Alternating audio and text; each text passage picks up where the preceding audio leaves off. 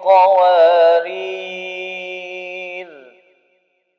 Baik, insyaAllah hari ini saya akan kongsikan sedikit berkenaan dengan tanda yang dinamakan sebagai sifrun mustadir dan tanda yang dinamakan sebagai sifrun mustatil. Yang ni saya rasa tak ramai sangat yang familiar dengan nama ni.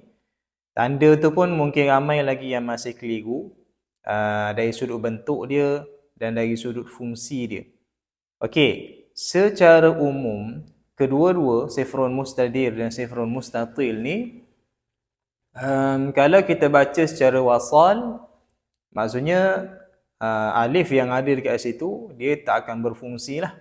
Okey, maksudnya huruf tu ada pada tulisan tapi tiada pada bacaan. Ni kalau kita baca secara wasal. Tapi perbezaan tu kita akan nampak bila kita baca secara waqaf. Waqaf boleh jadi dengan cara yang sama dan boleh jadi dengan cara yang sedikit berbezalah. Baik, kita ambil contoh dalam surah Al-Insan, perkataan yang sama, cuma tanda yang berbeza di hujung-hujung. Baik, tanda yang pertama, bentuk dia anda perhatikan dekat skrin sedikit berbeza dengan bentuk yang kedua. Kalau kita perhatikan dekat mushaf ni mungkin kita tak berapa jelas, tak nampak sangat.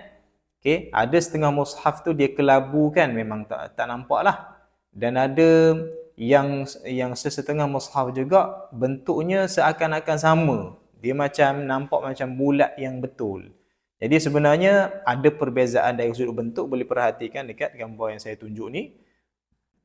Baik, untuk sebutan ataupun tanda yang pertama, kalau kita baca secara wasal, contohnya kanat qawarira qawarira. Baik. Kanat qawarira qawarira. Maksudnya kita sambung dengan tanpa mat lah. Tapi kalau kita waqaf untuk tanda pertama ni sifrun mustatil, qawarira kanat qawarira, dengan dua harakat mat lah dekat situ. Baik. Untuk tanda yang seterusnya, tanda yang satu lagi adalah yang dinamakan sebagai sifrun mustadir, yang mana yang ni kaedah yang sedikit sama dan ada sedikit perbezaan. Kalau wasal, contoh qawarira min fiddatin, qawarira min fiddatin. Okey, maksudnya kita wasal dengan cara yang sama dengan sifrun mustatil tadi, dengan kadar tanpa mat lah.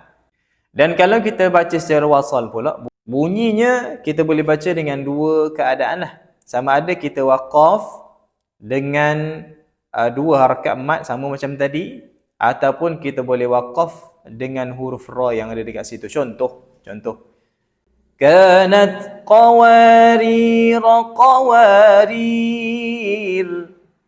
Dan contoh yang lain dalam surah yang sama ni, dekat awal surah Al-Insan, dalam ayat keempat kalau tak silap saya, pada perkataan salasila. Pada perkataan salasila. Okey, dekat perkataan salasila, kalau kita perasan, dekat situ pun ada, dekat alif yang hujung tu ada tanda sifrun mustadir. Sama dengan qawarira yang kedua tadi. Jadi kalau kita wasal macam mana? Dengan cara yang samalah, kita wasal, kita sambung dengan tanpa mat.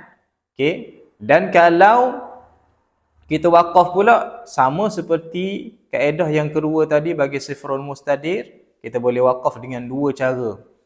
Inna a'tadna lil kafirina salasil. Inna a'tadna lil kafirina salasila. Baik, itu dua kaedah yang kita boleh baca pada sifrun mustadir ketika kita waqaf, dan juga penjelasan saya secara umum bagaimana kita nak waqaf dan wasal pada sifrun mustadir dan sifrun mustatil. Harap penjelasan saya ni jelas dan moga bermanfaat insya-Allah. Macam biasa, boleh save video ni sebagai rujukan dan juga boleh sharekan kepada yang lain, moga bermanfaat insya-Allah. Barakallahu fikum.